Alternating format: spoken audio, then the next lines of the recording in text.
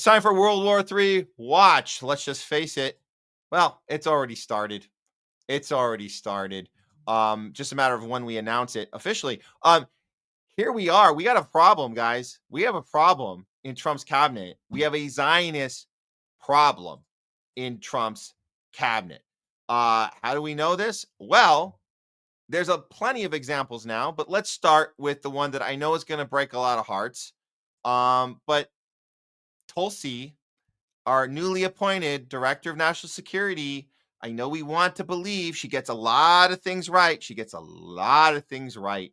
And she championed Bernie, and she did it, and she called out the deep state, and she understands the regime change war machine.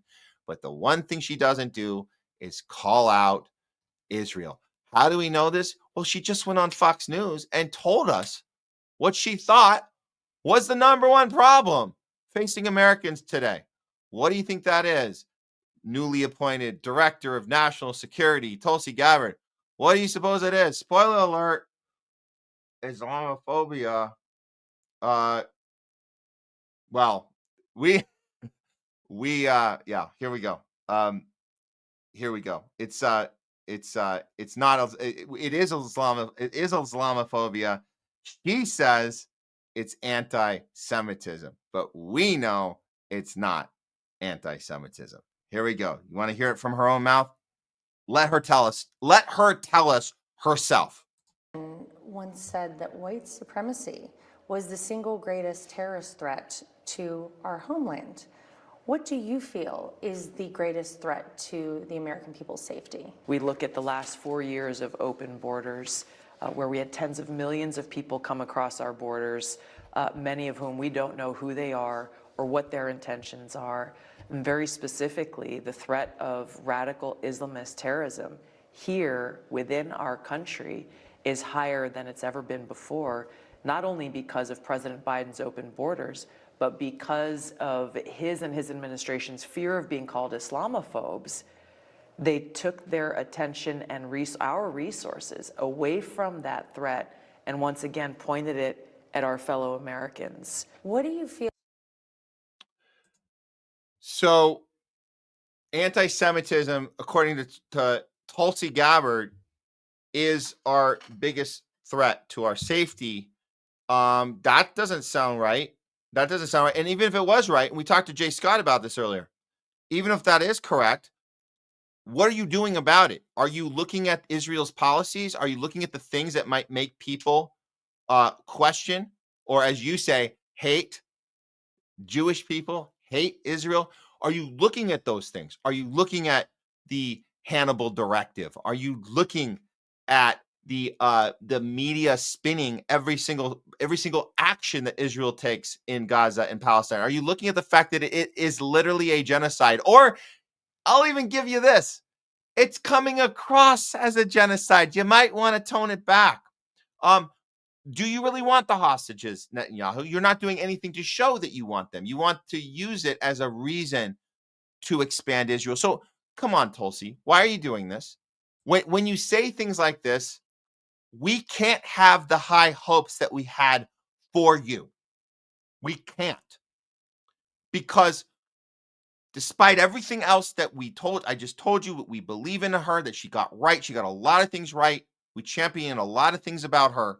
But despite all those things and all of her, she has so much information, so much experience, so much to give to the table and not be bought and sold any longer by the Democratic Party. I don't know about the MAGA group. Despite all that, she's saying that radical Islamic terrorism is the greatest threat. Do you know she's sounding to me no better than a Nikki Haley? And you guys know how dangerous somebody like Nikki Haley. There was a chance she might have been, if they had taken out Trump, she might have been the nominee for the Republican Party. And Nikki Haley is the most biggest warmongering psychopath imaginable. And this sounds like something she would say. I'm just saying. No, we have a problem. Trump's cabinet has a major Zionist problem. You think it's just Tulsi? We've covered RFK before. Why don't we look at And look, we can dismiss RFK because he's doing health and human services, so we don't have to worry about that. He's just going to focus on health and going after big pharma, big food, not a problem. Okay. So Tulsi, is Tulsi the only problem?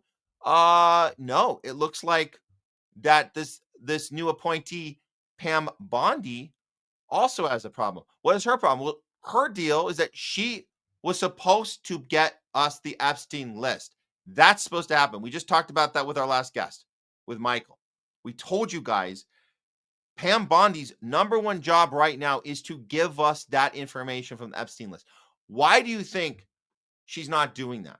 I tried to bring this up with Michael. We didn't get into the reason why. Hold on, let me change this. Sorry, a little tech issue. I'll go back to this. Why do you suppose she's not releasing it to us? We're not getting the Epstein list. Do you think we might have a Zionist problem? I don't know. Maybe. You want to hear her talk about where our priorities are? Let's hear it from herself. Again, going on Fox News. Tell us about Israel, Pam Bondi. Make America first again. No. Make Israel first again. Great again. Here we go.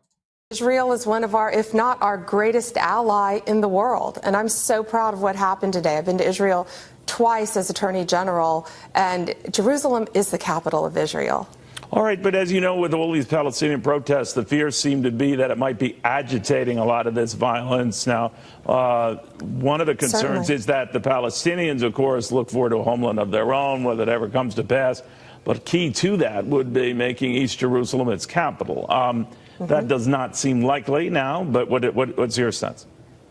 Well, the U.S., we're in the final stages of finalizing our peace plan with Israel and with Palestine. Jared Kushner has been leading that up. He is an amazing person. He's brilliant. He's soft-spoken. He's a great negotiator, as well as the President of the United States.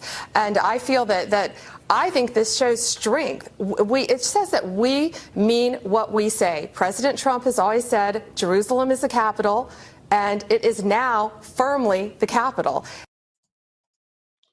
Because that's our priority, right? That's our priority is Israel and capital Jerusalem. So we're not far off here. Why would we not get the Epstein list? Because we know that Epstein is tied to Israel. He is a Mossad agent.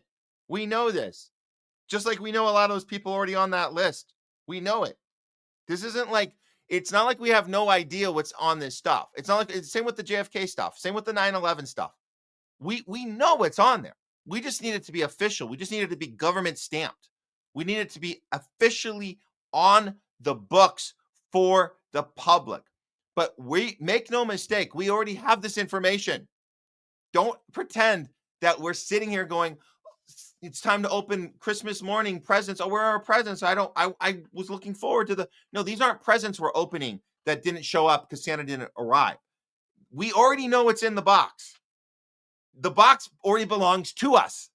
This isn't Santa not arriving on Christmas morning. This is somebody going into our house and stealing our effing toys, very important toys that we already know what they are. And those toys are us having the information that on record that Jeffrey Epstein is a Mossad agent, that JFK was killed by the Mossad, that 9/11 was orchestrated by Israel.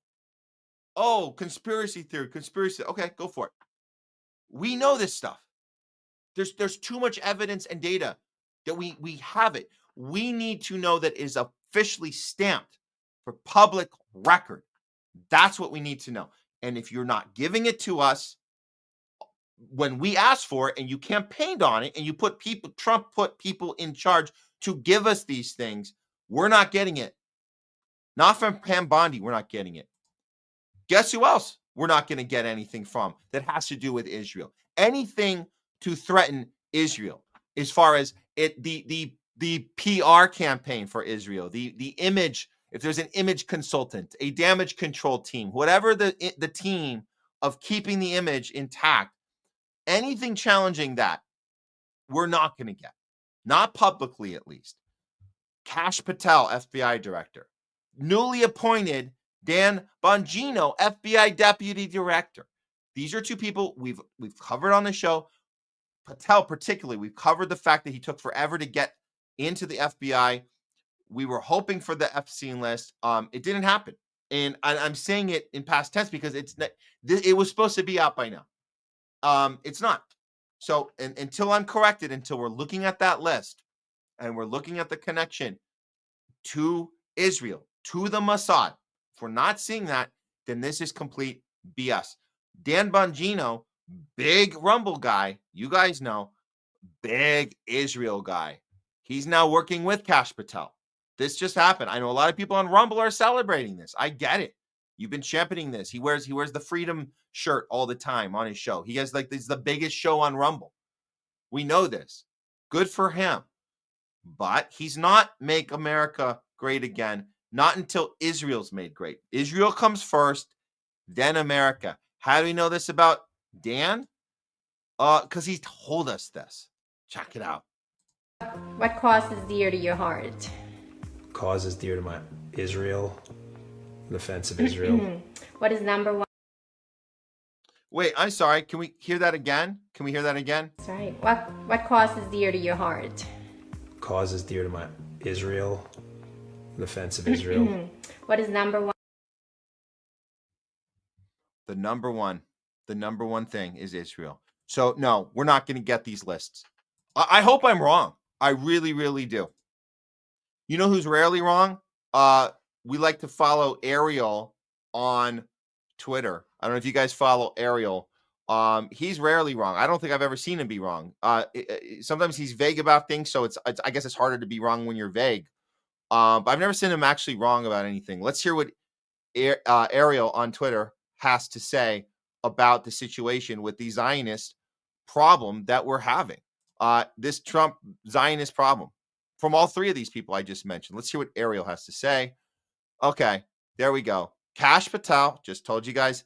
Dan Bongino, we just showed you his clip. Pam Bondi, we showed you what she thinks. You are all about to watch them melt under the spotlight. People will learn the hard way to stop their worship of heroes. Melt under the spotlight. Let me break that down. What does he mean by this? What does Ariel mean by melt under the spotlight? Okay. So they're not going to do the job that we asked them to do. They were part of this Avengers team, right? Kash, Dan now. He was newly put in, but we knew Pam was coming in. We know Tulsi, we know RFK. Okay, great. So they're not going to do the job they said they're going to do. And they're going to, as Ariel says, they're going to melt under the spotlight. So the only question left is, and is Ariel referring to this? Are you inferring, Ariel, that Trump set them up to fail? That would be the only reason that you would still be on this Team Trump situation. You would say, oh, he's exposing Israel without exposing them. That might be what he's talking about. Exposing something by watching them not do something, where the only explanation for them not to do something is the thing we just told you. Is that Trump's way of saying, see, we're being controlled? It's like it's the SOS call for help when you're being held hostage. There's this. I just saw that this scene's in so many movies. It's so reused and ripped off. But you guys know the scene where there's like the hostage scene, right? You guys know the hostages, and they have that one little chance. The person comes in that doesn't know they're walking into a hostage situation, and the hostages have to pretend everything's good. It's on that Netflix show. Oh God, it wasn't that good. The Menu. If you're bored one day and you have nothing else to do, watch The Menu on Netflix. There was a scene where somebody walks in and you have to one of the people have to write an autograph, and the autograph is where they say please help, and it's the only chance you have. So it's like and then it doesn't work, of course, but the messaging here from Trump is if he knew they were not going to be giving us this information because these are Zionists and they have to protect Israel and our entire government is captured by Israel. If he knows that going in, is he intentionally setting these guys up to fail? at their job to then make that point? Or is Trump just doing what he's doing? They're all going down with the ship. Or is there going to be enough MAGAs to pretend that this is okay and justify this the way Democrats constantly justify bad actions or inactions by their leaders? Is that what is going to happen? I hope not. I hope that if the worst case scenario, nothing comes from this, I hope the MAGAs can get furious about this. I hope so. Regardless of what you think about Israel, you should be just as willing to expose facts about something you love just as much as something you hate. That's how relationships work. Someone you love fucked up, you want to know. You don't say, I don't want to know because I love them. No, I want to know because I love them. So you love Israel. You should want to know if they're behind this shit. So hold your elected officials accountable if they're not doing the thing they say they're going to do. We want those lists. We want those lists. Okay, that's World War III Watch.